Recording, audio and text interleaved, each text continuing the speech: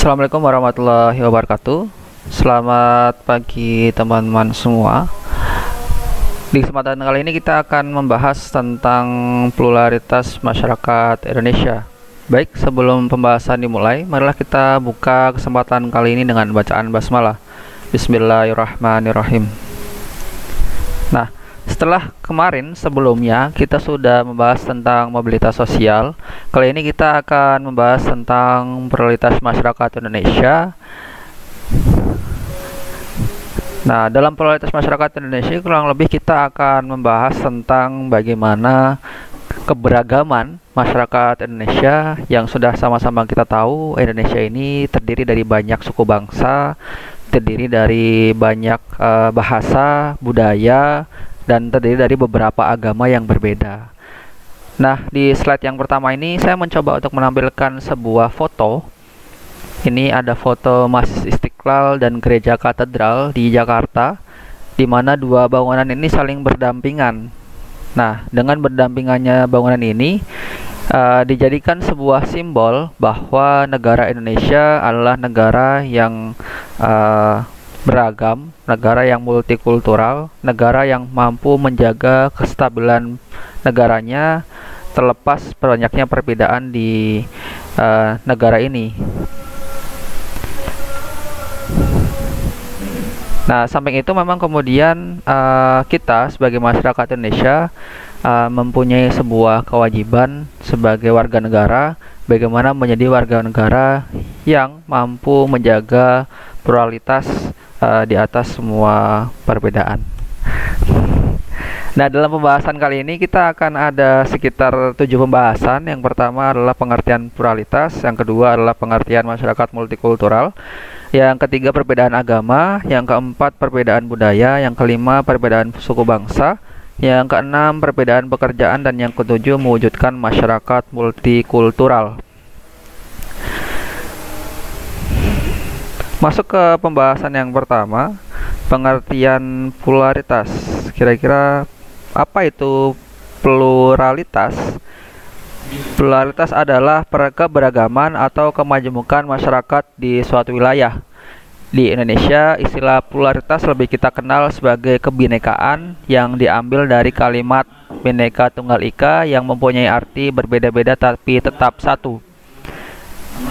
Nah, memang di awal tadi saya sudah menyebutkan begitu ya. Kita tinggal di Indonesia mempunyai banyak keberagaman, perbedaan. Ada agama, budaya, suku bangsa, kemudian ada pula nanti perbedaan pekerjaan yang bagaimana kemudian kita harus tetap menjaganya menjadi sebuah kesatuan yang utuh. Ya, kalau slogan yang sering kita dengar yang diambil oleh para pendiri bangsa Indonesia begitu, kalimat Bhinneka Tunggal Ika itu menjadi sebuah slogan sekaligus pengingat bagi kita bahwa Indonesia ini harus tetap kuat begitu ya, harus tetap satu terlepas dari banyaknya perbedaan, berbeda-beda tetap satu.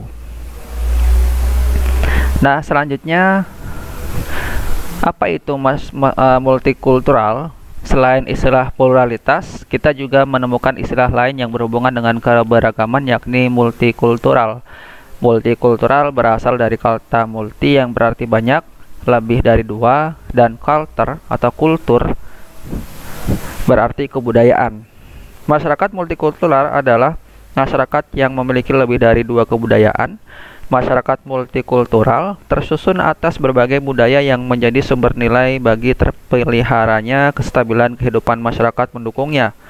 Keragaman budaya tersebut berfungsi untuk mempertahankan identitas dan integrasi sosial masyarakatnya. Nah, berbicara tentang multikultural, jelas begitu ya. Ada banyak kebudayaan, khususnya Indonesia. Misalkan lebih sempitnya kita sekarang tinggal di Pekalongan begitu ya.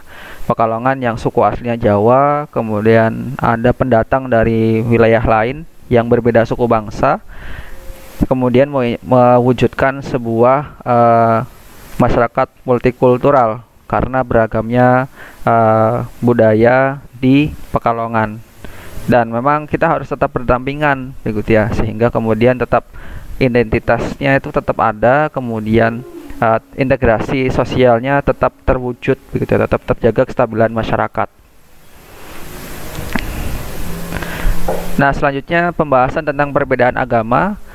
Agama yang diakui pemerintah Republik Indonesia ada 6. Ada Islam, Protestan, Katolik, Hindu, Buddha, dan Konghucu. Nah, kira-kira apa yang menyebabkan perbedaan atau apa yang menjadi perbedaan antara keenam agama ini? Yang pertama adalah tata cara ibadahnya, tempat ibadahnya, hari keagamaan, cara berpakaian, dan lain sebagainya jelas beda begitu ya. Islam punya tataran sendiri, ibadahnya ada sholat, puasa, zakat, haji bila mampu. Tempat ibadahnya umat Islam ya masjid atau musola. Kemudian hari raya keagamaannya ada sendiri, ada Idul Fitri, Idul Adha. Kemudian cara berpakaiannya jelas gitu ya, harus menutup aurat kalau laki-laki dari atas pusar sampai ke bawah lutut. Kemudian kalau perempuan seluruh anggota badan kecuali wajah dan telapak tangan, itu dalam Islam misalkan. Agama lain seperti apa? Nah, agama lain seperti apa punya ketentuan masing-masing ya. Yang jelas agama lain tetap menjaga nilai-nilai kesopanan begitu. Nah, dalam menyikapi perbedaan agama, kita harus mempunyai sikap saling memahami, saling menghargai, dan toleransi. Toleransi dalam beragama bukan berarti kita mempercampurkan ajaran agama, tetapi saling menghormati dan membantu menciptakan keamanan dan kenyamanan umat beragama lain dalam beribadah. Jadi karena setiap agama begitu ya sudah mempunyai tuntunan masing-masing. Islam sudah mempunyai Al-Quran dan hadis begitu. Artinya agama lain pun punya kitab sucinya, punya pedoman masing-masing. Misalkan mungkin di Kristen ada Injil begitu ya. Kemudian di Hindu, Buddha ada kitabnya masing-masing. Konghucu pun dengan sama, pun dengan tempat ibadahnya. Orang-orang Protestan Katolik ada gereja. Kemudian Hindu ada tempat ibadahnya sendiri ya begitu ya. Buddha ada wihara begitu ya, Hindu atau Buddha begitu ya, saya agak lupa. Kemudian ada Konghucu ada kelenteng begitu. Nah, akhirnya punya tempat ibadah masing-masing. Nah, berbicara tentang toleransi, misalnya ketika merayakan hari raya agama begitu ya. Islam, misalkan tadi ada di awal ada gambar Masjid Istiqlal dan Gereja Katedral. Nah, dalam kesehariannya, khususnya dalam pelaksanaan hari-hari besar, khususnya umat Islam, itu di sana ketika orang-orang Muslim atau umat Islam akan melaksanakan sholat Id. Nah, di pelataran parkir di Gereja Katedral itu bisa menjadi tempat parkir mobil bagi umat Muslim yang ingin sholat di Masjid Istiqlal. Nah, begitu pula sebaliknya ketika ada kegiatan ibadahnya orang Kristen di Gereja Katedral, ya mereka orang-orang pengurus Masjid Istiqlal pun mempersilahkan bagi jamaah Kristen yang ingin memarkirkan kendaraannya di halaman Istiqlal, dipersilahkan. Nah, itu salah satu contoh toleransi ya, saling menghormati, mempersilahkan ada ibadah begitu ya, tidak saling mencegah, tidak saling menghambat begitu, supaya kemudian tetap terjaganya keamanan dan kenyamanan sesama umat beragama. Nah, selanjutnya adalah perbedaan budaya. Kata kebudayaan berasal dari bahasa Sanskerta yaitu budaya, yang merupakan bentuk jamak dari budi yang berarti budi atau akal. Kebudayaan dapat diartikan sebagai hal-hal yang bersangkutan dengan budi dan akal. Menurut Koncaraningrat, kebudayaan adalah keseluruhan sistem gagasan, tindakan, dan hasil karya manusia dalam rangka kehidupan masyarakat yang dijadikan milik diri manusia dengan belajar. Menurut Selo Sumarjan dan Sulaiman Sumardi, kebudayaan adalah semua hasil cipta rasa karya masyarakat. Contoh hasil cipta masyarakat adalah filsafat dan ilmu pengetahuan. Kemudian contoh hasil rasa ada agama dan kesenian. Kemudian contoh hasil karya masyarakat adalah teknologi seperti mobil. Nah, contoh hasil cipta masyarakat, filsafat dan ilmu pengetahuan begitu ya, artinya berhubungan dengan akal. Kemudian hasil rasa. Nah, sebagian agama memang merupakan perwujudan dari rasa. Misalkan agama Buddha begitu ya. Itu agama yang mengajarkan sifat-sifat kebaikan. Nah, kalau Islam bukan hasil rasa, tapi memang agama wahyu begitu ya. Agama wahyu yang sudah diturunkan oleh Allah, disampaikan kepada Nabi Muhammad begitu, sampai kemudian Nabi Muhammad menjadi rasul, kemudian menyampaikan kepada umat Islam hingga akhir zaman. Nah, itu beda kalau Islam. Kalau agama lain sudah tercampur dengan hasil pemikiran atau hasil perasaan manusia, sehingga ada beberapa norma yang kemudian ya sama seperti keinginan manusia begitu. Ada hal-hal yang tadinya dilarang menjadi diperbolehkan. Nah, kalau kesenian, tarian begitu ya, bahasa, budaya, kemudian hasil karya masyarakat dari teknologi seperti mobil, misalkan ada handphone, kemudian ada kendaraan, ada komputer, internet begitu ya. Nah, kemudian wujud kebudayaan ada dua. Yang pertama sifatnya abstrak atau tidak bisa dirasakan oleh panca indera begitu ya, hanya bisa dirasakan dalam pikiran atau dalam hati begitu ya. Contohnya ide, gagasan, nilai, norma, peraturan, dan cita-cita. Ide hanya kita bisa memikirkan, gagasan juga sama, hanya bisa disampaikan begitu ya. Norma, nilai, peraturan begitu ya, kita juga hanya bisa melakukannya, mematuhinya begitu ya, atau ketika ada pelanggaran ada sanksinya begitu. Nah, tidak ada sesuatu yang konkret atau sesuatu yang bisa kita lihat, sekaligus kita sentuh, sekaligus kita cium baunya atau kita dengarkan begitu ya. Itu tidak, itu hanya sebuah batasan-batasan atau nilai-nilai yang memang hanya bisa dirasakan oleh pikiran kita atau perasaan kita. Itu abstrak. Kemudian kebudayaan sifatnya konkret, wujudnya berpola dari perbuatan dan aktivitas manusia dalam masyarakat. Kebudayaan ini bisa dirasakan oleh panca indera, misalkan perilaku itu bisa kita rasakan. Tidak hanya perasaan, tidak hanya pikiran, tapi bisa kita dengarkan, bisa kita lihat begitu ya, perilaku masyarakat seperti apa. Begitu pula dengan bahasa, bisa kita dengarkan, bisa kita lihat pelafalannya seperti apa. Dan kemudian materi tadi, kalau tadi ada saya bahas ada teknologi begitu ya. Nah, teknologi itu kan bisa kita rasakan, bisa kita lihat, bisa kita pegang, bisa kita dengarkan begitu ya. Nah, artinya memang materi ini ya, teknologi ini bersifat konkret, bisa kita rasakan melalui panca indera kita semua.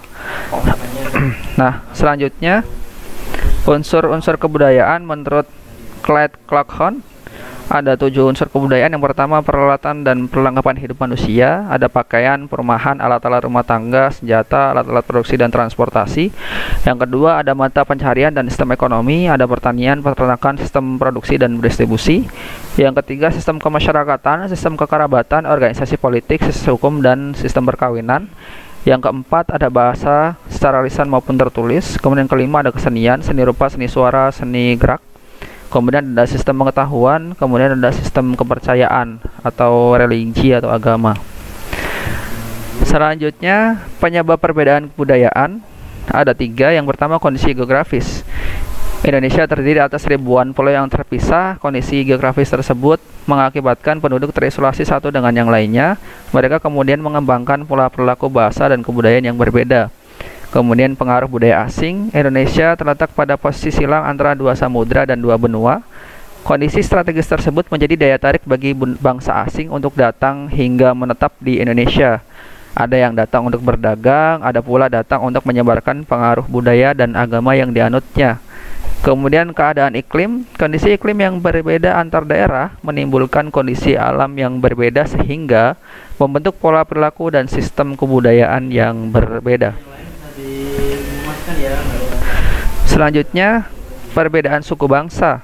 Menurut Kuncharoningrat, suku bangsa atau golongan etnik adalah suatu golongan manusia yang terikat oleh kesadaran dan identitas akan kesatuan kebudayaan. Kesadaran dan identitas seringkali dikuatkan oleh kesatuan bahasa. Misalkan ada Jawa, suku Jawa bahasanya Jawa, suku Sunda bahasanya Sunda, dan seterusnya. Kemudian menurut sensus penduduk tahun 2010, Indonesia mempunyai 1128 suku bangsa. Suku Jawa tersebar pada hampir setiap wilayah Indonesia, populasinya sebesar 95,2 juta jiwa, atau sekitar 40,2%. Selanjutnya suku Sunda ada sekitar 36,7 juta jiwa, sekitar 15,5%, dan suku Batak sebanyak 8,5 juta jiwa atau sekitar 3,6%. Nah, selanjutnya ada perbedaan pekerjaan, ada pekerja sektor formal, ada pekerja sektor informal. Pada umumnya, pekerja sektor formal membutuhkan tingkat pendidikan yang memadai untuk melakukan pekerjaannya, mencakup tenaga profesional, teknisi dan sejenisnya, tenaga kepemimpinan, tenaga ketatakelaksanaan, tenaga tata usaha dan sejenisnya, tenaga usaha penjualan, dan tenaga usaha jasa. Kemudian pekerja sektor informal atau non-formal, orang yang bekerja di lingkungan usaha tidak resmi atau lapangan pekerjaan yang diciptakan dan diusahakan sendiri oleh pekerja seperti wirausaha. Nah, secara simpelnya, Pekerja sektor formal itu biasanya identik dengan lembaga atau tempat tertentu, misalkan lembaga pendidikan, sekolah, kemudian misalkan ada lembaga kesehatan, ada rumah sakit, lembaga bantuan hukum misalkan, atau lembaga pengadilan gitu ya. Itu ada lembaga khusus sektor formal. Nah, bedanya dengan informal, informal ini pekerjaannya diusahakan sendiri. Misalkan ada yang sistemnya gerobak, ada yang sistemnya toko, dan memang biasanya sektor informal lebih fleksibel daripada sektor formal. Nah, walaupun memang keduanya tetap harus mengikuti peraturan yang ada begitu, sehingga tidak ada saling istilahnya tidak ada saling merugikan satu sama yang lainnya begitu. Selanjutnya, mewujudkan masyarakat multikultural. Yang pertama, pendidikan multikultural. 3 dasar yang dijadikan acuan untuk pendidikan multikultural. Yang pertama, pengakuan terhadap budaya lain. Misalkan tadi ada budaya, ada suku bangsa Jawa dan Sunda gitu ya. Perbedaan budaya itu harus saling mengakui perbedaannya. Kemudian ada kebiasaan dan tradisi yang hidup dalam suatu masyarakat, merupakan tali pengikat suatuan perilaku dalam masyarakat. Jadi adat kebiasaan tradisi di suatu masyarakat yang mayoritas misalkan Jawa punya tata krama begitu ya, punya unggah-ungguh bahasa sendiri. Nah, ketika ada orang pendatang misalkan dari Batak begitu ya, ada dari misalkan dari Makassar, dari Bugis misalkan, atau dari wilayah luar Jawa yang ingin menetap di Jawa, ya mau nggak mau harus mengikuti budaya setempat, sehingga budaya setempat itu budaya aslinya itu menjadi tali pengikat kesatuan perilaku dalam masyarakat begitu ya, tidak ada saling merugikan. Kemudian kemajuan yang diperoleh kelompok-kelompok tertentu di dalam masyarakat dilihat juga sebagai sumbangan yang besar bagi kelompok yang lebih luas seperti negara. Nah, misalkan karena suku bangsa sebagai masyarakat mayoritas, sebagai bangsa yang mempunyai banyak suku bangsanya, ya harus menjadi sebuah contoh, sebuah teladan bagi sebuah bangsa yang lainnya. Jadi sehingga bisa memberikan sumbangan besar bagi negara. Jadi mewujudkan negara yang kondusif, yang aman secara politik, secara kondisi sosial begitu ya. Ya, suku bangsa Jawa ini dicontoh bagi suku bangsa lainnya supaya kemudian masyarakat tetap utuh, tetap terjaga kesatuannya begitu. Kesatuan dan persatuannya begitu. Nah, selanjutnya adalah tahap-tahap pemecahan masalah akibat perbedaan budaya. Nah, ketika ada perbedaan budaya, ada permasalahan, ada pertentangan, ada konflik, berikut ini adalah beberapa saran yang bisa dilakukan untuk memecahkan sebuah permasalahan. Yang pertama, tahap orientasi. Anggota kelompok saling bertanya dan saling memberi informasi. Kira-kira ada kegiatan apa, misalkan ada perbedaan apa, misalkan perbedaan bahasa. Ada satu kata yang dalam suku Jawa maupun suku Sunda itu berbeda artinya gitu ya. Misalkan kalau di bahasa Sunda gitu ya, amis itu manis begitu ya. Kalau di amis di Jawa kan amis ya, bau anyir gitu misalkan kayak gitu. Itu beda gitu. Nah, misalkan contohnya seperti itu. Jadi harus ada saling bertanya atau saling memberi informasi. Nah, kemudian tahap evaluasi, anggota kelompok membahas informasi dan saling bertukar pendapat. Jadi membahas informasi, ketika sudah diberikan informasinya kemudian dibahas informasinya. Kira-kira misalkan ada konflik sengketa misalkan, atau ada permasalahan ekonomi, permasalahan hukum misalkan, harus ditukar pendapat supaya ada titik temu. Dalam tahap kontrol, kemudian anggota kelompok menyarankan untuk mencari jalan keluar dalam pencapaian suatu kesimpulan akhir. Nah, artinya kemudian setelah ada orientasi, evaluasi, ada tahap kontrol, bagaimana kemudian kelompok-kelompok yang mempunyai perbedaan budaya bisa disatukan, bisa saling memberikan saran sehingga terwujudnya satu jalan keluar, menjadi sebuah kesimpulan akhir, menjadi sebuah kesepakatan bersama supaya kemudian ke depan lebih baik lagi hubungan antar suku bangsa yang berbeda atau antar kebudayaan yang berbeda. Baik, itu insyaallah sekian dari saya, kurang lebihnya mohon maaf. Setelah ini silakan bisa dilihat di grup WA masing-masing atau di Google Classroom masing-masing. Ketika ada penugasan bisa dibaca dan kemudian dikerjakan sehingga pembelajaran masih bisa berjalan dengan baik. Cukup sekian dari saya, kurang lebihnya mohon maaf. Mohon like dan subscribe untuk channel kami supaya lebih baik lagi ke depannya. Terima kasih. Assalamualaikum warahmatullahi wabarakatuh. Udah, ya, mulai aja ya.